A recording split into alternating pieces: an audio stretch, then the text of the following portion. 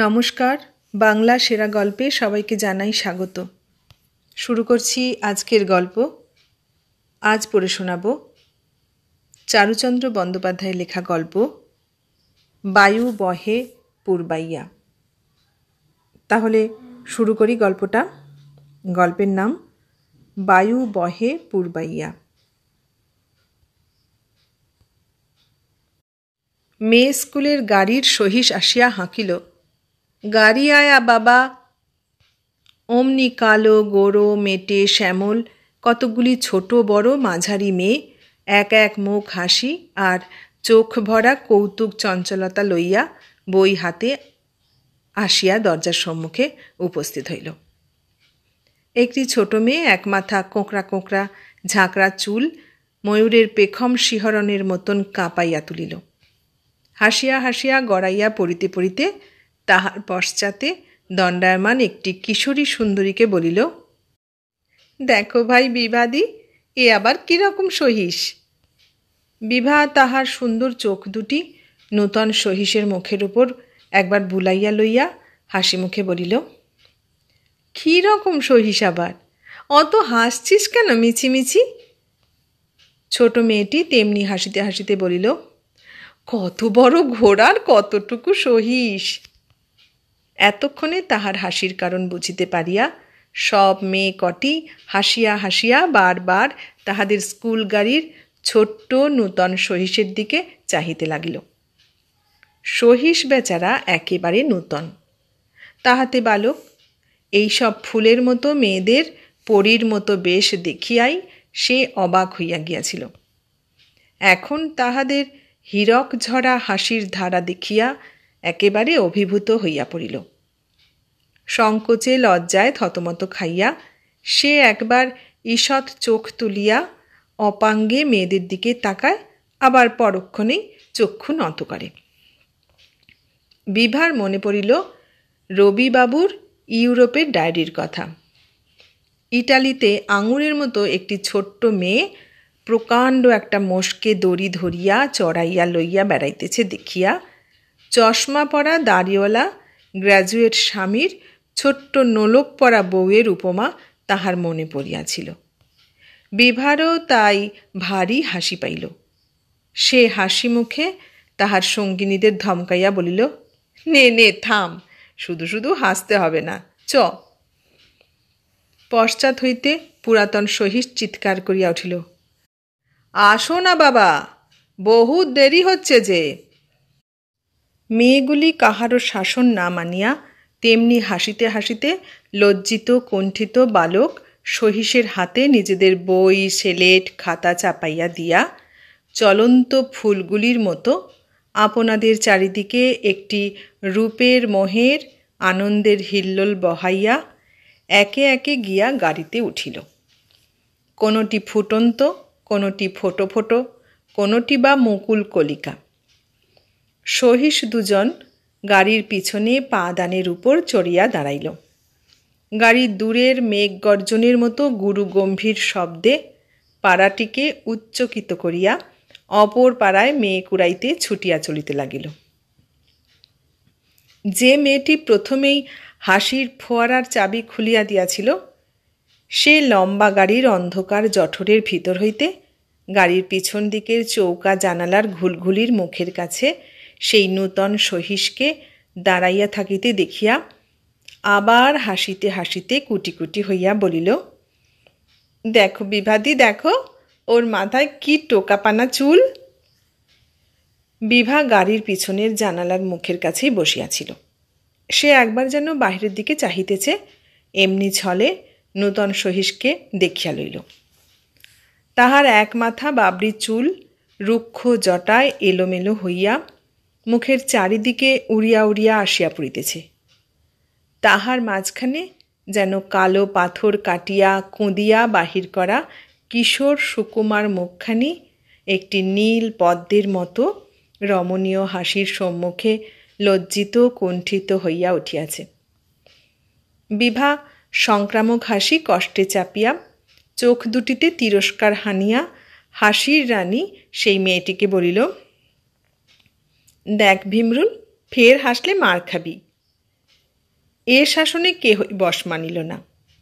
এক এক বাড়ি হইতে এক একটি নূতন মেয়ে আসিয়া গাড়িতে চড়ে, আর হাসির ছোঁয়াচ লাগিয়া হাসির প্রবাহ আর থামিতে দেয় না। গাড়ির ভিতরে ভিড়ও যত বাড়ে, ঠাসাঠাসির মধ্যে হাসিও তত জমাট হইয়া ওঠে।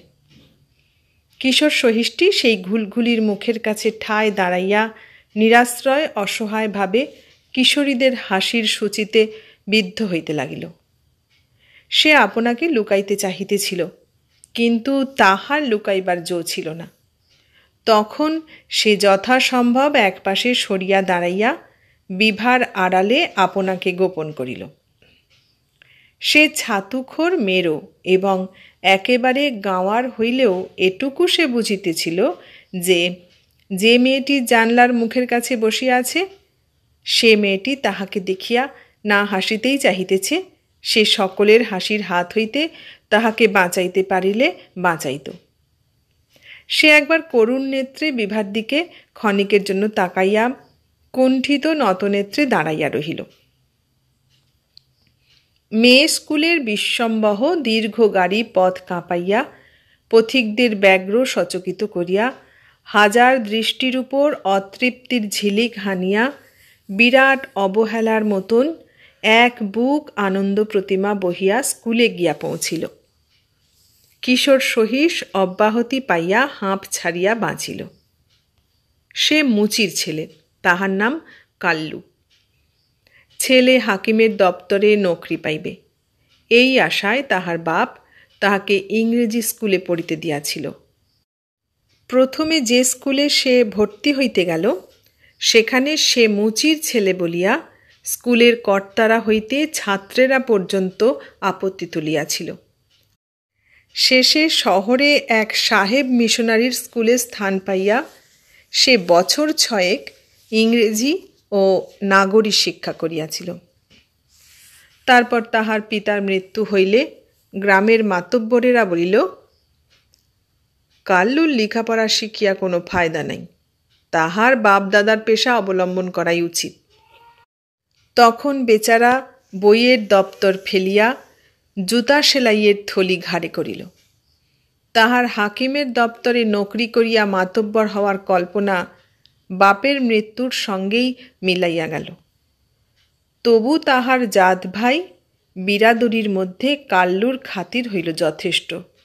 সে তুলসীকৃত রামায়ণ পড়িতে পারে, সে বিরাদরির পঞ্চায়েত মজলিসে তোতা কাহিনী, বেতাল 25 চাহার দরবেশ পড়িয়া শোনাইতে পারে, খত চিঠি বাঁচাইতে পারে এবং 7.5 রুপিয়া তনখার হইলে 1 রোজের মজদুরি কত, বা শতকরা 10 রুপিয়া সুদ হইলে 1 রুপিয়ার সুদ কত মুখে মুখে কষিয়া দিতে পারে।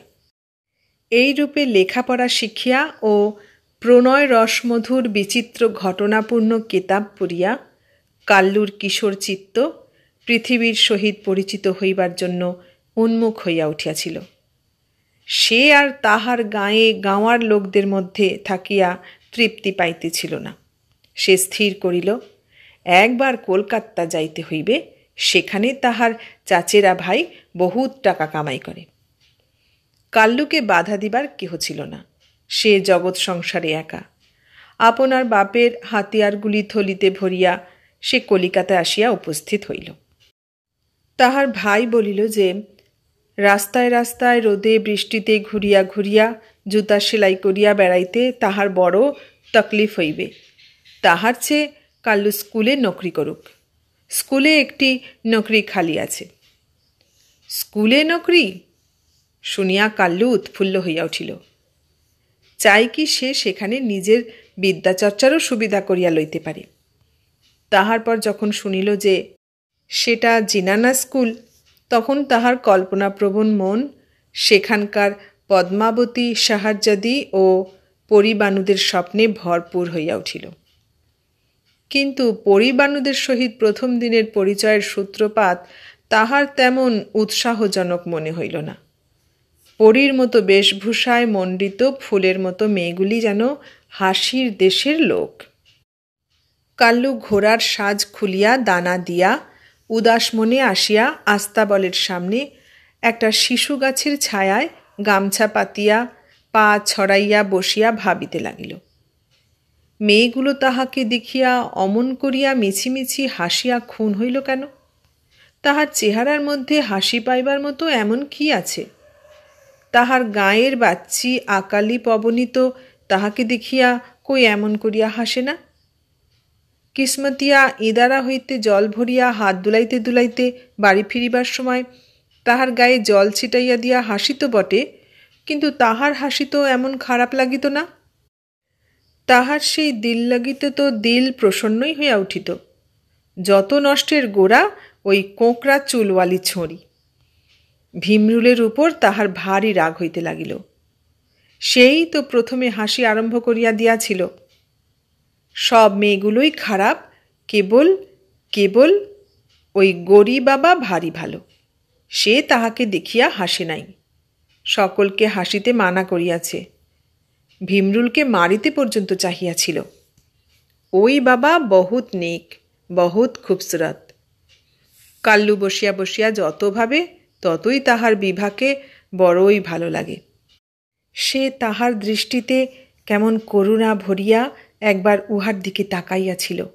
সে কেমন করিয়া উহাকে সকলের হাসির আঘাত হইতে আড়াল করিয়া রাখিতেছিল। বহুত নেক, বহুত খুবসুরত, সেই গরি বাবা।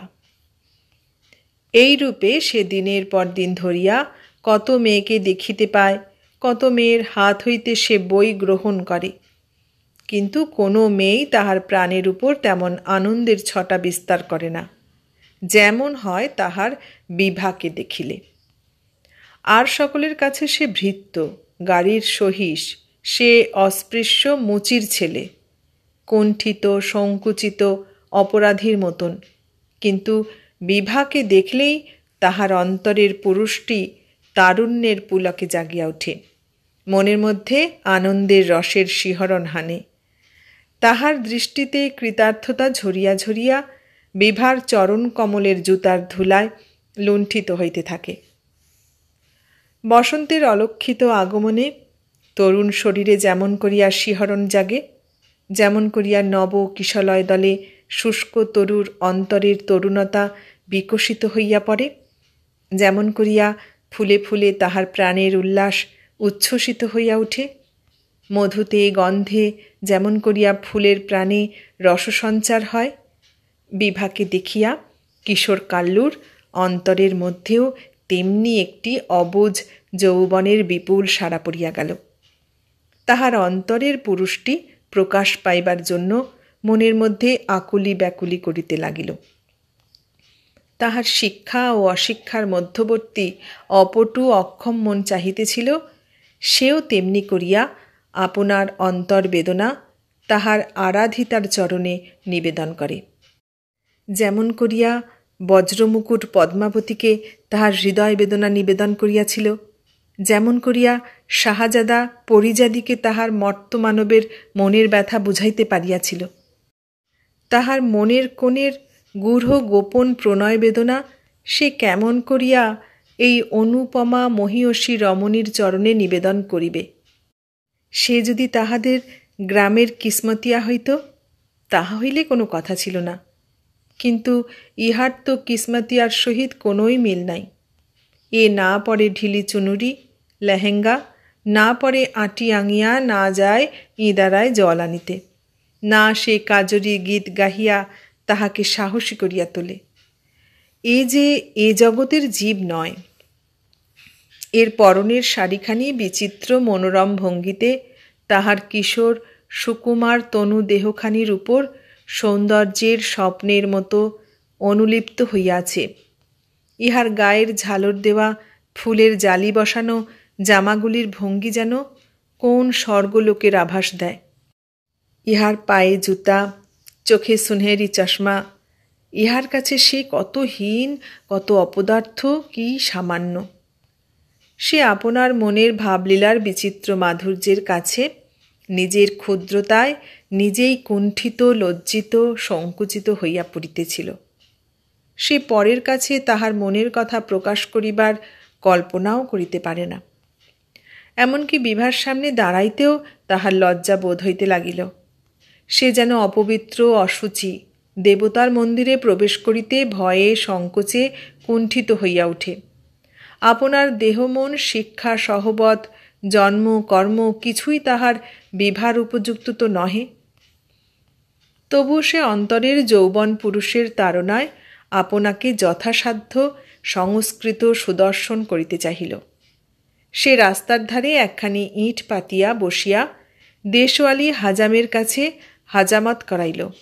কপালের উপরকার চুল খাটো করিয়া ছাঁটিয়া মধ্যে অর্ধচন্দ্রাকার ও দুই পাশে দুই কোণ করিয়া থর কাটিল। তারপর বাজার হইতে একখানি টিন বাঁধানো আয়না ও একখানি কাঠের কাঁকই কিনিয়া দীর্ঘ বাবরি চুলগুলিকে প্রচুর করুয়া তেলে অভিষিক্ত করিয়া শিশু গাছের তলায় পা ছড়াইয়া বসিয়া ঘণ্টাখানেকের চেষ্টায় কাঁধের উপর কুঞ্চিত সুবিন্যস্ত ফনাকৃতি করিয়া তুলিল।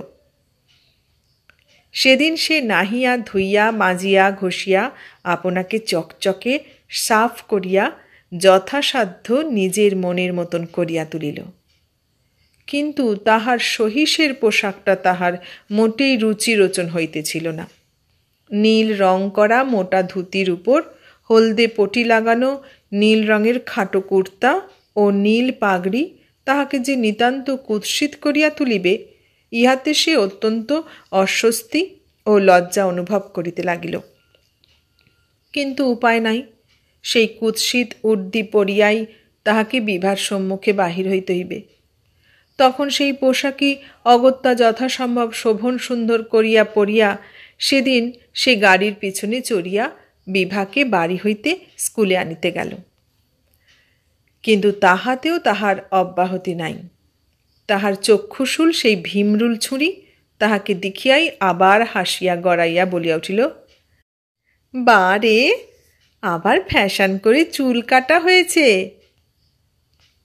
তাহার সেই বিশৃঙ্খল রুক্ষ চুলই মেয়ের চোখে ক্রমশ অভ্যস্ত হইয়া উঠিয়াছিল। আজ তাহাকে নববেশে দেখিয়া তাহাদের আবার ভারী হাসি আসিল। বিভা ঈষৎ হাসি মুখে তাহার দিকে চাহিয়া যখন চক্ষু ফিরাইয়া ভীমরুলকে বলিল, কি হাসিস? তখন কাল্লুর চোখ দুটি আগুনের ফুলকির মতন ভীমরুলের দিকে চাহিয়া জ্বলিতেছিল। ভীমরুল হাততালি দিয়া হাসিয়া বলিয়া উঠিল, দেখো দেখো বিভাদি, ও কেমন করে তাকাচ্ছে। বিভা যেই তাহার দিকে স্মিত মুখে তাকাইল, অমনি তাহার দৃষ্টি কোমল প্রসন্ন হইয়া যেন বিভার চরণে আপনার জীবনের কৃতার্থতা নিবেদন করিয়া দিল। বিভা ভীমরুলকে ধমক দিয়া বলিল, কই, কি করে তাকাচ্ছে আবার? ভীমরুল বলিয়া উঠিল, না বিভাদি, ও এমনি করে কটমট করে তাকাচ্ছিল, তুমি ফিরে চাইতেই অমনি ভালো মানুষটি হয়ে দাঁড়ালো। ক্রমে তাহার নূতন বেশও মেয়েদের চোখে সহিয়া গেল।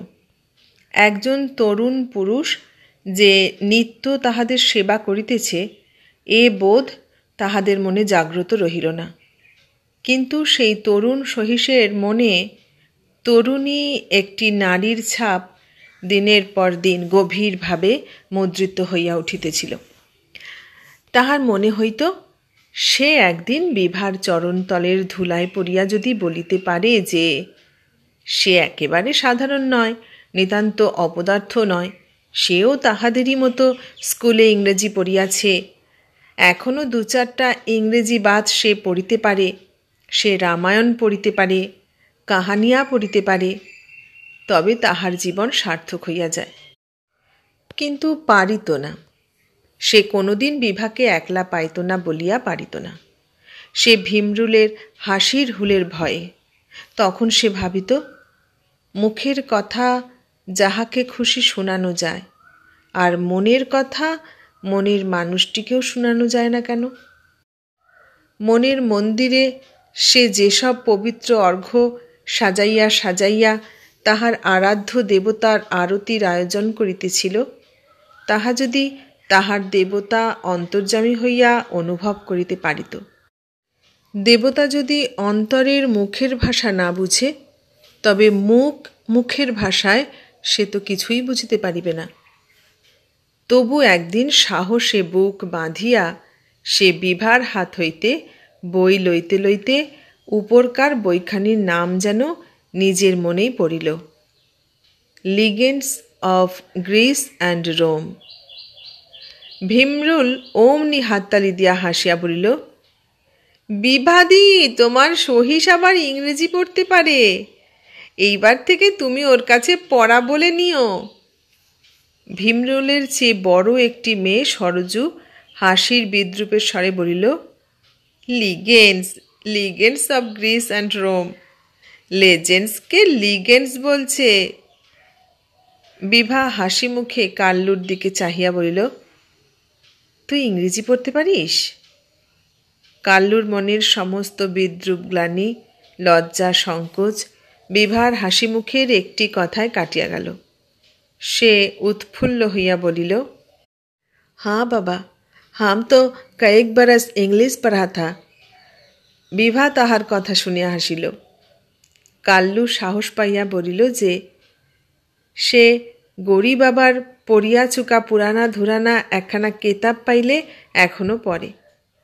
বিভা হাসিয়া বই দিতে স্বীকার করিল। গর্বের আনন্দে কাল্লুর মন ফুলিয়া উঠিল। আজ সে বিভার কাছে আপনার অসাধারণত্ব প্রমাণ করিয়া দিয়াছে। বিভা আজ তাহার সহিত কথা বলিয়াছে। বিভার প্রথম দান আজ সে পাইবে।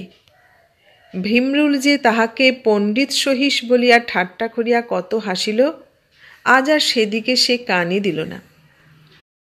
সেদিন হইতে সে আবার পাঠে মন দিল।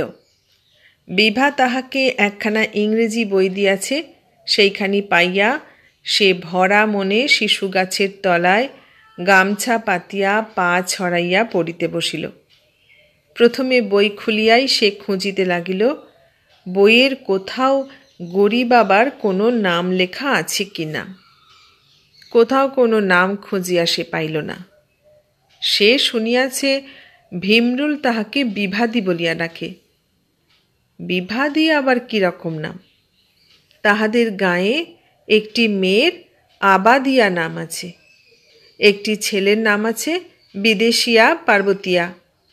পার্বতিয়া নামও হইতে পারে, কিন্তু বিভাদি সে কিরকম নাম? সে মনে মনে ভাবিয়া ঠিক করিল উহার নাম দুলারি কি পিয়ারি হইলে বেশ মানায়। সে স্থির করিল গৌরী বাবাকে সে পিয়ারি নামেই নিজের মনে চিহ্নিত করিয়া রাখিবে। সে বসিয়া বসিয়া ভাবিতে লাগিল, এই বইখানি পিয়ারি পড়িয়াছে। বইয়ের স্থানে স্থানে পেন্সিলের দাগ ও দুই একটা কথার মানে লেখা আছে, সেগুলি পিয়ারিই লিখিয়াছে। তাহার সোনার মতো আঙুলগুলি এই বইয়ের বুকের উপর বুলাইয়া গিয়াছে। বইখানি তাহার কাছে পরম অমূল্য নিধি হইয়া উঠিল। সে সমস্ত দিনের অবসরের সময় সেখানিকে খুলিয়া কোলে করিয়া লইয়া বসিয়া থাকে। কদাচিৎ একাধ লাইন পড়ে, শুধু বইখানিকে কোলে করিয়াই তাহার আনন্দ। রাত্রে সে বইখানিকে বুকের কাছে লইয়া শোয়। যখন বইখানি আস্তাবলে তাহার কাপড়ের বোঁচকার মধ্যে বাঁধিয়া রাখিয়া বইখানিকে ছাড়িয়া দুবেলা মেয়েদের আনিতে ও রাখিতে যাইতে হয়, তখন তাহার মন সেই বইখানির কাছেই পড়িয়া থাকে। তখন সে অবাক হইয়া বিভার মুখের দিকে চাহিয়া আকাশ পাতাল ভাবে। একদিন তাহাকে ঐরূপ চাহিয়া থাকিতে দেখিয়া ভীমরুল বলিয়া উঠিল, বিভাদি, বিভাদি, দেখো শহীদটা তোমার দিকে হাঁ করে তাকিয়ে আছে, দেখো। বিভা একবার চকিতে কাল্লুর দিকে চাহিয়া লজ্জিত হইয়া হাসি মুখে বলিল, তুই ভারী দুষ্টু হয়েছিস ভীমরুল। কাল্লু বিভাকে লজ্জিত হইতে দেখিয়া ব্যথিত অনুতপ্ত হইয়া নিজের অসাবধান দৃষ্টি নত করিল। সেই দিন হইতে সে এক মুহূর্তের বেশি বিভার দিকে আর চাহিতে পারিত না। সে যে হীন, সে যে মুচি, সে যে ঘোড়ার সহিস, সে যে বিভার দিকে তাকাইতে সাহসী, এমন ধৃষ্টতা প্রকাশ করিবারও যোগ্যতা তাহার যে নাই। এই ক্ষণিকের চকিত দর্শনই তাহার জীবনের আনন্দ প্রদীপ।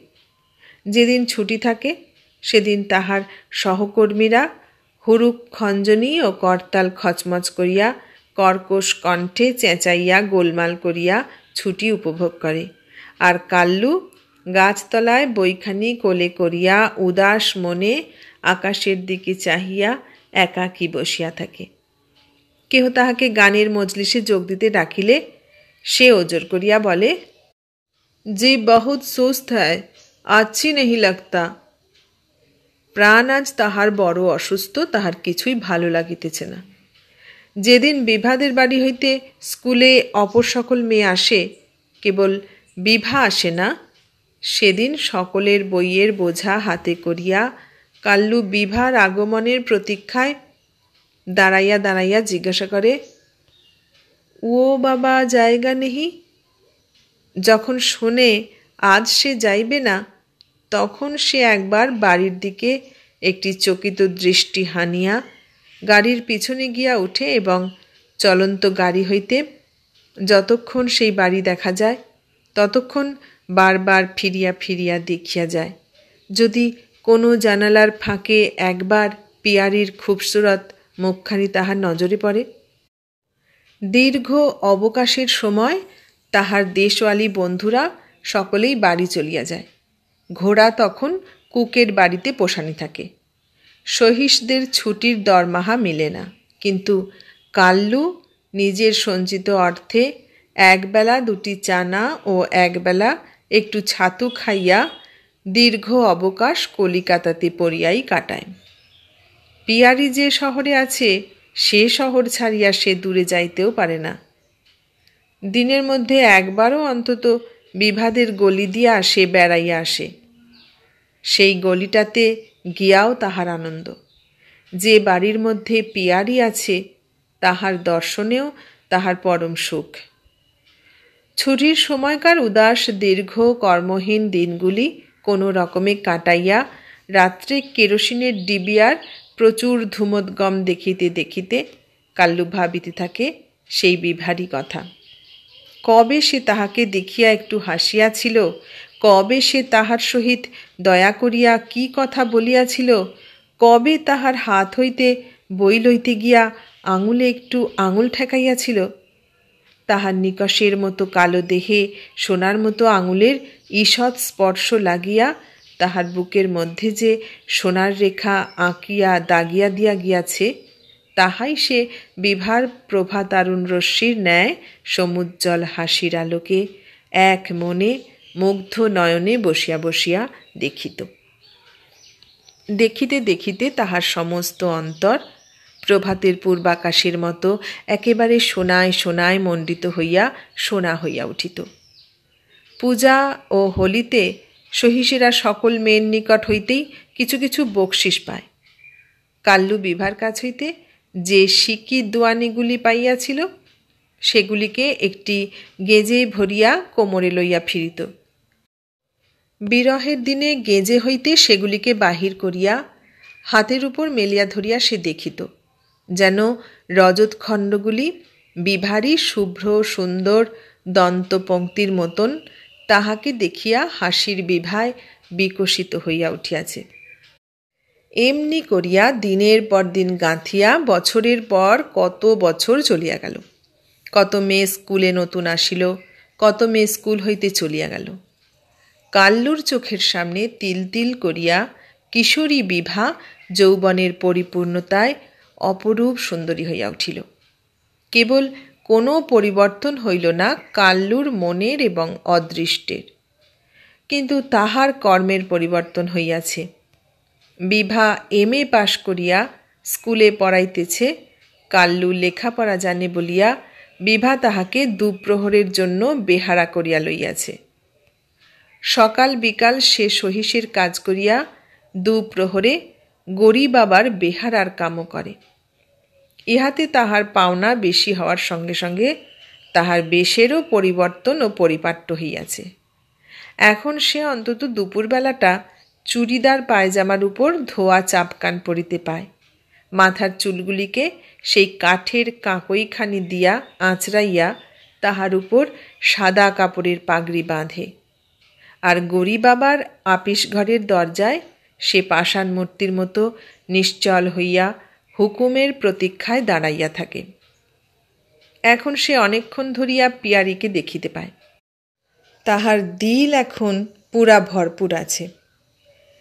এই সময় একজন বাবু বড় ঘন ঘন কাল্লুর গৌরী বাবার কামরায় আনাগোনা করিতে আরম্ভ করিল। তাহার সহিত বিভার বিবাহ স্থির হইয়া গিয়াছিল। তাহার গায়ের রং এমন সুন্দর যে সোনার চশমা যে তাহার নাকে আছে তাহা বুঝিতে পারা যায় না। সুন্দর সুগঠিত শরীর, দেখিবার মতো তাহার মুখখানি। কিন্তু ইহাকে কাল্লু মোটেই দেখিতে পারিত না। ইহাকে দেখিলেই কাল্লুর মাথায় খুন চড়িত। তাহার চোখ দুটা কয়লার মালসায় দুখানা জ্বলন্ত আঙারের মতন জ্বলিয়া উঠিত। প্রথম যেদিন এই সুন্দর যুবকটি আসিয়া হাসি হাসি মুখে পর্দা টানা দরজার কাছে দাঁড়াইয়া নিশ্চল নিষ্পন্দ কাল্লুর হাতে একখানা কার্ড দিয়া বলিল, মেম সাহেবকে সেলাম দেও, তখনই তাহার হাসিবার ভঙ্গিটা কাল্লুর চোখে কেমন কেমন ঠেকিল। সে কার্ড লইয়া সন্তর্পণে পর্দা সরাইয়া বিভার হাতে গিয়া কার্ডখানি দিল। কার্ড পাইয়া বিভা যেমনতর হাসি মুখেই উৎফুল্ল হইয়া চেয়ার হইতে উঠিয়া দাঁড়াইয়া বলিল, বাবুকে সেলাম দেও। বিভার তেমনতর উৎফুল্ল আনন্দমূর্তি কখনো কাল্লুর দেখিবার সৌভাগ্য হয় নাই। তাই গৌরী বাবার এইরূপ আনন্দের আতিশয্য কাল্লুর মনে কেমন একটা অশুভ আশঙ্কা জাগাইয়া তুলিল।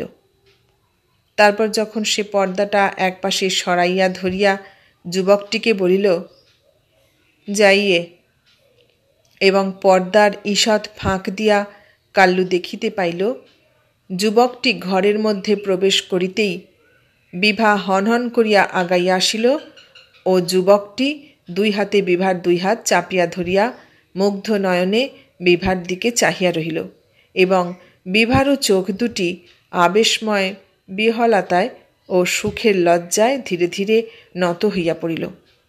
তখন কাল্লুর অন্তরাত্মা অনুভব করিল সেই আগন্তুক যুবক ডাকু হ্যায়। সে কাল্লুর সর্বস্ব অপহরণ করিয়া লইতে আসিয়াছে। সেই দিন হইতে তাহার মন যুবকটির প্রতি হিংসায় ও ঘৃণায় পরিপূর্ণ হইয়া উঠিল এবং দিনের পর দিন যত সে বিভার কাছে আনাগোনা করিতে লাগিল ততই কাল্লুর নিষ্ফল ক্রোধ তাহার অন্তরে আগুন লাগাইয়া তাহার চোখ দুটাকে জ্বলন্ত করিয়া তুলিতে লাগিল। যুবকটিকে দেখিলেই তাহার বুকের মধ্যে যখন ধকধক করিয়া উঠিত তখন মনে হইত সে তাহার ঘাড়ের উপর লাফাইয়া পড়িয়া হাতের 10 আঙুলের নখে করিয়া তাহার বুকটাকে ছিঁড়িয়া ফাড়িয়া রক্ত খাইতে পারিলে তবে শান্ত হয়। সে শক্ত আড়ষ্ট হইয়া দাঁড়াইয়া আপনাকে সম্বরণ করিয়া রাখিত, কিন্তু সে এমন করিয়া চাহিত যে তাহার অন্তরের সকল জ্বালা যেন দৃষ্টির মধ্য দিয়া ছুটিয়া গিয়া সেই ডাকুটাকে দগ্ধ ভস্ম করিয়া ফেলিতে পারে। আজ সে কত বৎসর ধরিয়া কৃপণের ধনের মতন যে বিভাকে হৃদয়ের সমস্ত আগ্রহ দিয়া ঘিরিয়া আগলাইয়া রাখিয়াছে, সেই তাহার পলে পলে সঞ্চিত সর্বসুখ এই কোথাকার কে একজন হঠাৎ আসিয়া লুণ্ঠন করিয়া লইয়া যাইবে, শুধু একখানা গোরা চেহারা ও একজোড়া সুনেহেরি চশমার জোরে। কাল্লু কালো কুৎসিত মুচি, কিন্তু তাহার অন্তরে পিয়ারীর প্রতি যে একটি ভক্তি পুঞ্জিত পুষ্পিত হইয়া উঠিয়াছিল তাহার কিছু কি ওই বাবুটার অন্তরে আছে? যদি থাকিত তবে কি সে বিভার সম্মুখে অমন করিয়া বকবক করিয়া বকিতে পারিত, অমন হো হো করিয়া হাসিতে পারিত, অমন করিয়া পা ছড়াইয়া চেয়ারে হেলিয়া পড়িতে পারিত? লোকটার মনে এতটুকু সম্ভ্রম নাই, এতটুকু দ্বিধা ভয় আশঙ্কা নাই। সে যেন ডাকাত, জোর করিয়া লুটপাট করিয়া লইয়া যাইতে আসিয়াছে। কাল্লু শুনিয়াছিল যে কয়লার মধ্যে হীরা হয়। সে যদি কয়লার মতো কালো তাহার বুকের মধ্যে হীরার মতো উজ্জ্বল বিভাকে লুকাইয়া রাখিতে পারিত, যদি সে কালো মেঘ হইয়া বিদ্যুতের মতো এই তরুণীটিকে বুকের মধ্যে লুকাইয়া রাখিয়া এই ডাকাত লোকটার মাথায় বজ্রের মতো গর্জন করিয়া ভাঙিয়া পড়িয়া এক নিমেষে তাহাকে জ্বালাইয়া পুড়াইয়া খাক করিয়া ফেলিতে পারিত।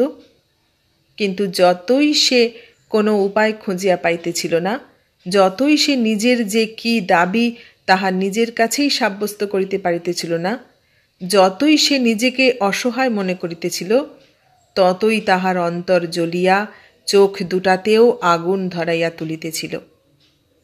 যুবকটিকে দেখিলেই তাহার চোখ দুটা বুনো মহিষের চোখের মতো যেন আগুন হানিতে থাকে। কিন্তু তখনই যদি বিভা তাহার সম্মুখে আসিয়া দাঁড়ায়, তাহা হইলে তাহার সেই অগ্নিদৃষ্টি অমৃতে অভিষিক্ত দুটি ফুলের অঞ্জলির মতো তাহার চরণতলে লুটাইয়া পড়ে। একদিন কাল্লু পর্দার ফাঁক দিয়া দেখিল, সেই শয়তানটা বিভার হাতখানি নিজের হাতের মধ্যে তুলিয়া ধরিয়া নিজের হাত হইতে একটা আংটি খুলিয়া বিভার আঙুলে পড়াইয়া দিল। তারপর সেই হাতখানিকে ধরিয়া চুম্বন করিল তাহারই চোখের উপরে। আজ কাল্লুর সর্বাঙ্গে একেবারে আগুন ধরিয়া উঠিল। তাহার অন্তরের পুরুষত্ব উন্মত্ত হইয়া তাহাকে লাঞ্ছিত পীড়িত বিদলিত করিতে লাগিল। তাহার পায়ের তলা দিয়া মাটি সরিয়া চলিতে লাগিল। তাহার চোখের সামনে বিশ্ব ব্রহ্মাণ্ড পাগলের মতো টলিয়া টলিয়া বোঁ বোঁ করিয়া ঘুরিতে লাগিল। কোথায় তাহার আশ্রয়, কোথায় তাহার অবলম্বন? কতক্ষণ সে এমন ছিল সে জানে না। অকস্মাৎ দেখিল তাহার সম্মুখে সেই যুবকটি দাঁড়াইয়া হাসি মুখে দুটি টাকা ধরিয়া বলিতেছে, বেয়ারা, এই লাও বকশিস। কাল্লু দেখিল সেই যুবকের ঠোঁটের ওপর ও তো হাসি নয়, ও যেন আগুনের রেখা। তাহার হাতেও তো টাকা নয়, ও যেন দুখণ্ড উল্কা। আর সেই লোকটা তো মানুষ নয়, সে সাক্ষাৎ শয়তান। ইহারই কথা সে মিশনারি সাহেবদের কাছে পড়িয়াছিল। আজ একেবারে তাহার সহিত চাক্ষুষ সাক্ষাৎ। তাই উহার বর্ণ অমন আগুনের মতন। তাই উহাকে দেখিলে কাল্লুর অন্তরে অমন্তর অগ্নিজ্বালা জ্বলিয়া ওঠে। কাল্লুর মাথায় খুন চাপিয়া গেল। তাহার চোখ দিয়া আগুন ঠিকরাইতে লাগিল। তাহার 10 আঙুলের নখের মধ্যে রক্ত পিপাসা ঝনঝনা হানিয়া গেল। এমন সময় তাহার কানে গেল কোন স্বর্গের পরম দেবতার অমোঘ আদেশ, কাল্লু, বাবু বকশিস দিচ্ছেন, নে। কাল্লু মন্ত্রবশ সর্পের মতো মাথা নত করিয়া তাহার কম্পিত হস্ত প্রসারিত করিয়া ধরিল। যুবকটি তাহার হাতের উপর টাকা দুটি রাখিয়া দিল। কাল্লুর মনে হইতে লাগিল টাকা দুটা তাহার হাতের তেলো পুড়াইয়া ফুটো করিয়া অপর দিক দিয়া মাটিতে ঝনঝন করিয়া পড়িয়া যাইবে। সে ঝনৎকার তাহার কাছে বজ্র বিদারণ শব্দের ন্যায় মনে হইল। সে প্রাণপণে টাকা দুটাকে চাপিয়া মুঠি করিয়া ধরিল। হাত পুড়িয়া যায় যাক, কিন্তু টাকা দুটা মাটিতে পড়িয়া অট্টহাস্য না করিয়া উঠে। যখন তাহার চৈতন্য ফিরিয়া আসিল, তখন তাহার মনে হইল এই অগ্নিখণ্ড দুটা সেই শয়তানটার মুখের উপর ছুঁড়িয়া ফেলিয়া দিতে পারিলে বেশ হইত। তাড়াতাড়ি ভালো করিয়া চোখ মেলিয়া চাহিয়া সে ছুঁড়িতে গিয়া দেখিল সেখানে কেহ নাই। সে একা দরজার একপাশে আড়ষ্ট হইয়া দাঁড়াইয়া আছে। কাল্লু মুশকিলে পড়িয়া গেল। এই টাকা দুটা লইয়া সে কি করিবে? সে লইল কেন? এ তো সে লইতে পারে না। কি করিবে, কি করিবে সে এই টাকা দুটা লইয়া? তাহাকে ঘিরিয়া চারিদিকে যেন টাকার মতো চাকা চাকা আগুনের চোখ জলজল করিয়া জ্বলিতে লাগিল, যেন সেই লোকটার চশমা পরা চোখ দুটার হাসি ভরা ক্রূর দৃষ্টি। কাল্লু টাকা দুটাকে মুঠায় চাপিয়া ধরিয়া রাস্তায় বাহির হইয়া পড়িল। সে কোথায় ফেলিবে এই বিষের চাকতি দুটা? যেখানে পড়িবে সেখানকার সকল সুখ, সকল আনন্দ, সকল শুভ, সকল হাসি জ্বলিয়া পুড়িয়া খাক হইয়া যাইবে। তাহাকে টাকা হাতে করিয়া ভাবিতে দেখিয়া একজন ভিখারি তাহাকে বলিল, 1 পয়সা ভিক মিলে বাবা। কাল্লু হঠাৎ যেন অব্যাহতি পাইয়া বাঁচিয়া গেল। সে তাড়াতাড়ি 2 টাকাই সেই পঙ্গুর হাতে দিয়া ফেলিল। অনন্ত উড়ে তাহা দেখিয়া হাসিয়া বলিল, কি রে কাল্লু, তু কল্পতরু হউচি পরা। স্কুলময় রটিয়া গেল কাল্লুর মনিবের বিবাহ হইবে বলিয়া। কাল্লু মনের আনন্দে একটা ভিখারিকে দুটা টাকা দান করিয়া বসিয়াছে। আজ বিভার বিবাহ, সেখানে কত লোকের নিমন্ত্রণ হইয়াছে, কাল্লুর হয় নাই। তবু তাহাকে সেখানে যাইতে হইবে। স্কুলের বোর্ডিংয়ের মেয়েদের নিমন্ত্রণ হইয়াছে, তাহাদের গাড়ির সঙ্গে তাহাকে বিনা নিমন্ত্রণেও যাইতে হইবে। আজ তাহার সম্পূর্ণ পরাজয়ের দিন। সেখানে আজ আলোক সমারোহের মধ্যে সুসজ্জিত হইয়া হাসি মুখে সেই শয়তান ডাকাতটা চিরজন্মের মতো তাহার পিয়ারি গৌরী বাবাকে আত্মসাৎ করিতে আসিবে। সেখানে আজ তাহাকে সহিসের নীল রঙের কুৎসিত উর্দি পরিয়া ম্লান মুখে বিনা আহ্বানে যাইতে হইবে। কিন্তু তাহার ভিতরে প্রবেশের অধিকার থাকিবে না, তাহাকে দ্বারের বাহিরেই দাঁড়াইয়া থাকিতে হইবে। তাহাকে যাইতেই হইল।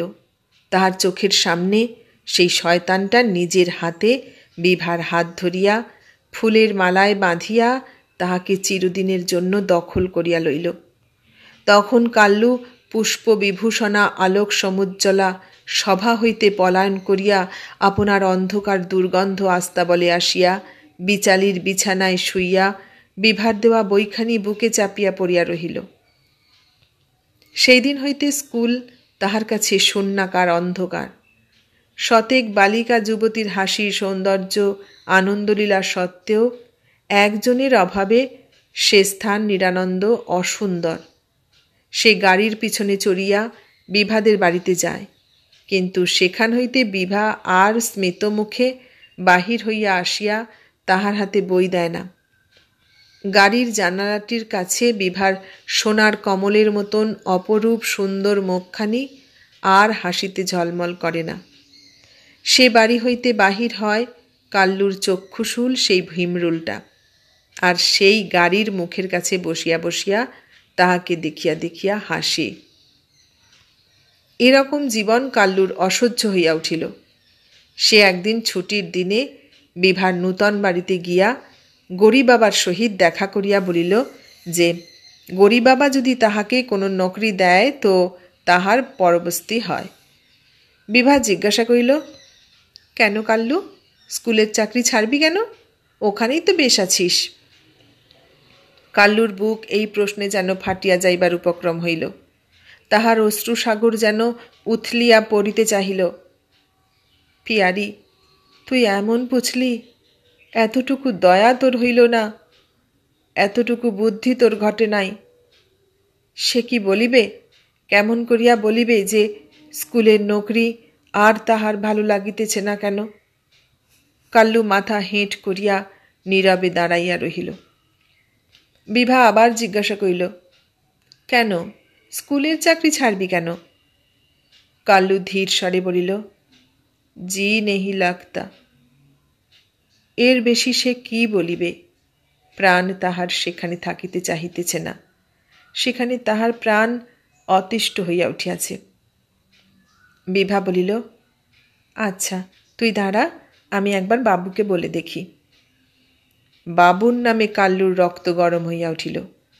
যে শয়তান তাহার সর্বস্ব লুণ্ঠন করিয়াছে, ভিক্ষার জন্য হাত পাতিতে হইবে তাহার কাছে? কাল্লু বলিয়া উঠিল, গৌরী বাবা, হাম নৌকর নেহি। কাল্লু চাহিয়া দেখিল বিভা তখন চলিয়া গিয়াছে। বিভা গিয়া স্বামীকে বলিল, ওগো শুনছ, দেখো আমাদের স্কুলের সেই যে সহিসটা আমার বেয়ারার কাজ করত, সে আমার এখানে কাজ করতে চায়, তাকে রাখবো? তাকে এতটুকু বেলা থেকে দেখছি, বড় ভালো লোক সে। বিভার স্বামী সচকিত হইয়া বলিয়া উঠিল, কে, সেই কালো কুচকুচে শয়তানটা? সে ভালো লোক? তুমি দেখনি তার চোখের চাউনি, যেন কালো বাঘের চোখ। তাকে রেখো না, সে কোনোদিন ঘাড় ভেঙে রক্ত খাবে, আমায় খুন করবে। বিভা হাসিয়া বলিল, অনাচ্ছিষ্টি ভয় তোমার, সবাই তো তোমার মতো সুন্দর হতে পারে না। ভগবান ওকে কালো করেছে, তা এখন কি হবে? বিভার স্বামী ভয়ে চক্ষু বিস্ফারিত করিয়া বলিল, শুধু কালো রং নয়, তার ওই ছুরির নখের মতো জলজলে চোখ দুটো যেন একেবারে মর্মে গিয়ে বেঁধে। ওকে বাড়িতে ঠাঁই দেওয়া সে কিছুতেই হবে না। বিভা স্বামীর স্বরের দৃঢ়তা দেখিয়া আর কিছু বলিল না। আস্তে আস্তে বাহির হইয়া গিয়া ডাকিল, কাল্লু। কাল্লু আর সেখানে নাই। কাল্লু চলিয়া গিয়াছে। বিভা মনে করিল তাহার স্বামীর কথা শুনিতে পাইয়াই কাল্লু বোধহয় ব্যথিত আহত হইয়া চলিয়া গিয়াছে। বিভাও ইহাতে একটু বেদনা অনুভব করিয়া ক্ষুণ্ণ হইল। আহা, গরিব বেচারা। কাল্লু স্কুলে গিয়া কর্মে ইস্তফা দিল। তাহার আলাপীরা বলিল, তুই কাজ ছাড়িয়া করিবি কি? কাল্লু বলিল, সে জুতো সেলাই করিবে। ইহা শুনিয়া তাহার সঙ্গীরা স্থির করিল, কাল্লু নিশ্চয় বাউরা হইয়া গিয়াছে, নতুবা কাহারও কি কখনো এমন নকরি ছাড়িয়া জুতা সেলাই করিবার শখ হয়? তাহারা কত বুঝাইল, কাল্লু কোনো উপদেশই কানে তুলিল না। কাল্লু বিভার নিকট হইতে যে সিকিদুয়ানি বকশিস পাইয়াছিল, তাহাতে কোঁড়া ঝালাইয়া পাটোয়ারকে দিয়া রেশম ও জড়ি জড়াইয়া গাঁথাইয়া লইয়াছিল। সেই মালাটিকে সে আজ গলায় পরিল। তারপর সেলাই বুরুষের সরঞ্জামের সঙ্গে বিভার দেওয়া বইখানি থলিতে পুরিয়া থলি কাঁধে উঠাইয়া স্কুল হইতে সে বাহির হইয়া চলিল। পথে তাহার দেখা হইল ভীমরুলের সঙ্গে। একটি ছোট মেয়ে হাসিয়া বলিয়া উঠিল, বারে, সহিস আবার সেলাই ব্রুশ সেজেছে, লাব্রুশ। কাল্লু একবার তাহাদের দিকে তীব্র দৃষ্টি হানিয়া গেট পার হইয়া পথের জনস্রোতে ভাসিয়া পড়িল। বিভা হঠাৎ জানালার কাছে গিয়া দেখিল, তাহাদের বাড়ির অপর দিকের ফুটপাতের উপর কাল্লু তাহার জুতা সেলাইয়ের তোড়জোড় লইয়া বসিয়া আছে। বিভাকে দেখিয়াই তাহার মুখ হাসিতে উজ্জ্বল হইয়া উঠিল। সে হাসিয়া বুঝিয়া দিল, সে স্কুলের চাকরি ছাড়িয়া দিয়া এই বৃত্তি অবলম্বন করিয়াছে এবং সে বেশ সুখেই আছে। কিন্তু বিভা কেন যেন অকারণে বিষণ্ণ হইয়া উঠিল। সে আর জানালায় দাঁড়াইতে পারিল না। তারপর হইতে রোজই বিভা দেখে, সকাল বিকাল দুবেলায় কাল্লু সেই ঠিক এক জায়গাতেই বসিয়া থাকে। রৌদ্র নাই, বৃষ্টি নাই, সে বসিয়াই থাকে। কোনোদিন তার কামাই হয় না। অতিবৃষ্টির সময়ও সে নড়ে না। জুতার তলায় হাফশোল দিবার চামড়াখানি মাথার উপর তুলিয়া ধরিয়া সে ঠায় বসিয়া বসিয়া ভিজে দারুণ রৌদ্রের সময়ও সে নড়ে না। গামছাখানি মাথার পাগড়ির উপর ঘোমটার মতন করিয়া ঝুলাইয়া দিয়া সে বসিয়া বসিয়া দরদর করিয়া ঘামে। বর্ষা ঘনাইয়া আসিলে সে আনন্দে কাজরির গান গাহে। পিয়া গিয়া পরদেশ লিখত नहीं पाती रे, रोए रोए आँखिया फाटत मेरी छाती रे। উৎসবের দিন সুসজ্জিতা বিভাকে গাড়ি চড়িয়া কোথাও যাইতে দেখিলেও তাহার গান পায়। সে গাহে, করি উজার সিঙ্গার তু চল্লু বাজার, তেরি কাজর নয়না ছাতি তোরাত হাজার। তাহার গানে শুধু ছাতি টুটিবারই সংবাদ সে ছুতায় নাতায় প্রকাশ করিত। পথের লোকে এই রসপাগল মুচির কাছে জুতা সেলাই করাইতে করাইতে এমনি সব গান শুনিত। নৈয়া ঝাঁঝরি আন পরি মৌজ ধারা, বায়ু বহে পুরবাইয়া, अब कस मिलन भुए हो हमारा, रही गोपंक्त पागर पबना, सुनहर घूंघट काजर नैना, पार करो गोसाइया। তাহার টুটা নৌকা, তাহার উপর অবিরল বর্ষণ এবং প্রবল পবন পাগল হইয়া উঠিয়াছে। কাজল নয়না মেঘ সোনালি বিদ্যুতের ঘোমটা টানিয়া রহিয়াছে। পথ এখনও অনেক বাকি। মিলনের আশা তাহার আর নাই। তাই তাহার ব্যথিত অন্তর হায় হায় করিয়া দেবতার শরণ মাগিতেছিল। ওগো স্বামী, ওগো প্রভু, তুমি আমার এই ভগ্ন জীবন তরণীকে পারে ভিড়াইয়া দাও, ওগো পারি জমাইয়া দাও।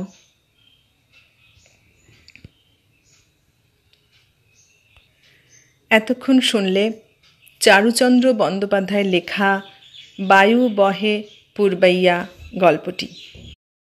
কেমন লাগলো গল্পটা? ভালো লাগলে লাইক কমেন্ট শেয়ার করো, আর নতুন বন্ধু হলে সাবস্ক্রাইব করার অনুরোধ রইল। সবাইকে অনেক ধন্যবাদ জানিয়ে আজ এখানেই শেষ করলাম।